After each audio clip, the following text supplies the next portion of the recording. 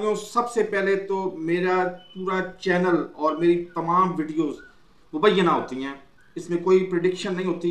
जो मेरे सोर्सेज हैं इंफॉर्मेशन लेने के, वो भी सिक्योर हैं, इसलिए मैं कहूँगा कि सारी मेरी प्रिडिक्शन जो है, मेरी सारी वीडियोस, जो जितनी भी वीडियोस हैं, वो सारी की सारी मुबैना होती हैं।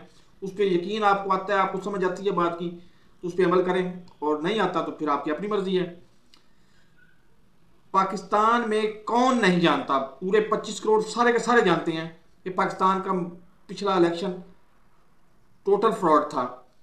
और दूसरी तरफ पाकिस्तान की फौज, मुसल्ह अफवाज जो हैं, वो पाकिस्तान का सरमाया है, और हर पाकिस्तानी, मेरे समेत हर पाकिस्तानी, उनसे मोहब्बत करता है, उनका उन पर फ़ख्र करता है, हमें उन पर फ़ख्र है। लेकिन एक वारदात डालने चाह रही है हमारी मुबैना तौर पर हमारी पाकिस्तान मुस्लिम लीग नवाज, और साथ उसके पीपल्स पार्टी भी शामिल है।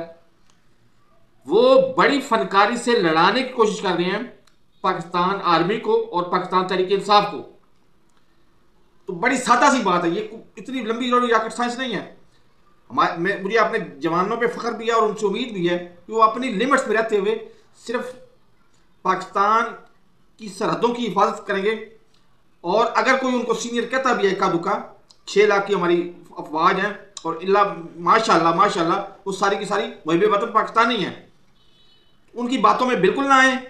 और अगर कुछ सीनियर कहता है तो बड़ी सादा सी बात है, आपने यस सर कहना, ये आपकी मजबूरी है।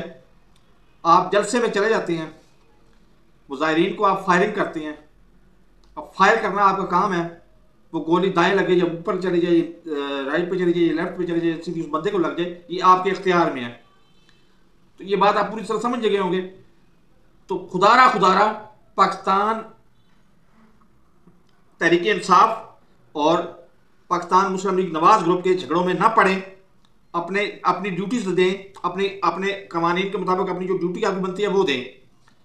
और हमारा फख्र आप 1947 में भी थे, आज भी हैं, और आइंदा भी इंशाल्लाह आप हमारा फख्र रहेंगे।